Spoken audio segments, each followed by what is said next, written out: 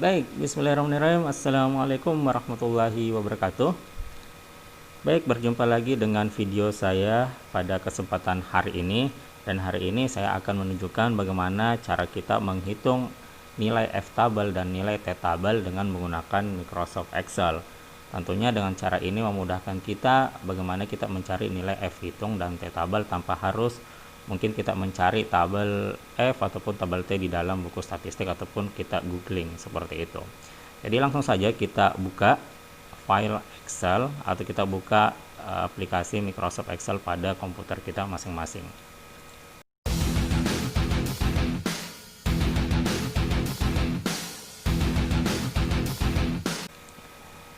Baik, yang pertama saya akan menunjukkan bagaimana kita menghitung nilai F-table dengan menggunakan Excel. Jadi di sini kita sudah membuat hipotesis ya. Jadi hipotesisnya anggaplah di sini contohnya terdapat pengaruh positif biaya iklan, di mana biaya iklan ini merupakan variabel bebas dengan kita simbolkan sebagai X terhadap penjualan perusahaan, di mana penjualan perusahaan ini adalah variabel terikat dengan simbol Y. Dan di mana di sini saya sudah menuliskan bahwa sampel untuk mendapatkan untuk dalam penelitian ini itu adalah 8 perusahaan, atau di sini saya tuliskan N-nya 8. Jadi dengan data ini akan memudahkan kita untuk bagaimana memasukkan rumus untuk mencari F-table di dalam Excel. Jadi di sini teman-teman bisa lihat saya sudah membuat 3 kategori ya, atau 3 baris seperti ini. Jadi nilai P ini merupakan nilai probabilitas atau taraf signifikansi. Biasanya sih kalau bukan 0,05 0,01. Tapi kalau misalnya dalam penelitian misalnya di bidang studi agribisnis atau pertanian, 0,05 itu sudah bagus seperti itu. Jadi di sini kita buat seperti ini dulu ya, P, DF1, DF2. P-nya itu kita tuliskan 0,05. Ini perhatikan ya, kalau di Excel-nya biasanya untuk koma itu ada yang bisa diganti dengan titik tergantung dari Excel-nya. Tapi kalau di Excel saya itu untuk menuliskan koma itu dengan titik. Jadi sini 0,05. Terus selanjutnya DF1 atau derajat kebebasan. Di sini adik-adik atau teman-teman bisa lihat variabel bebasnya ada berapa. Variabel bebas di sini kan cuma satu ya, biaya iklan. Jadi langsung saja dituliskan 1.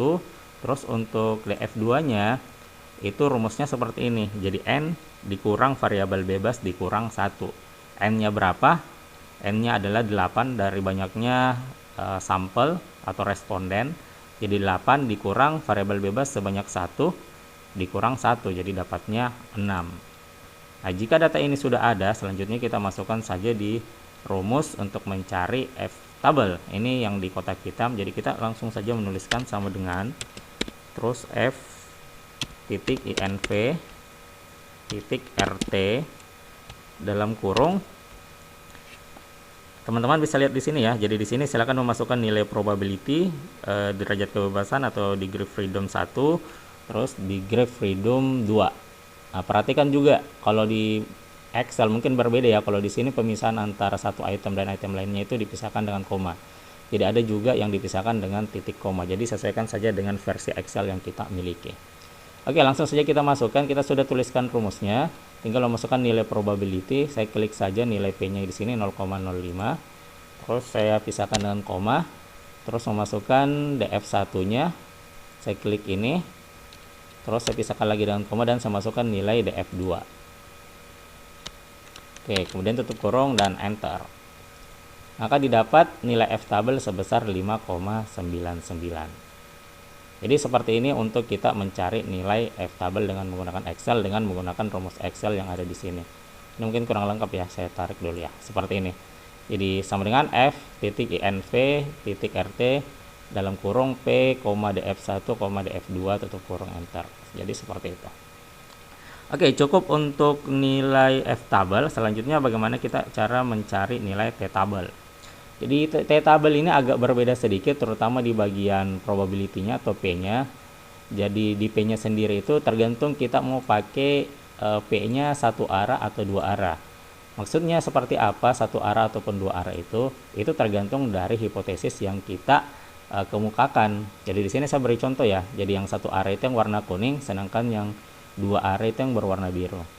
Yang satu arah itu jika hipotesis yang kita kemukakan bunyinya seperti ini. terdapat pengaruh positif biaya iklan X terhadap penjualan perusahaan Y. Jadi ada kata pengaruh positif atau pengaruh negatif. Jadi kita sudah menentukan apakah pengaruhnya itu positif ataukah negatif, seperti itu. Berbeda dengan yang dua arah.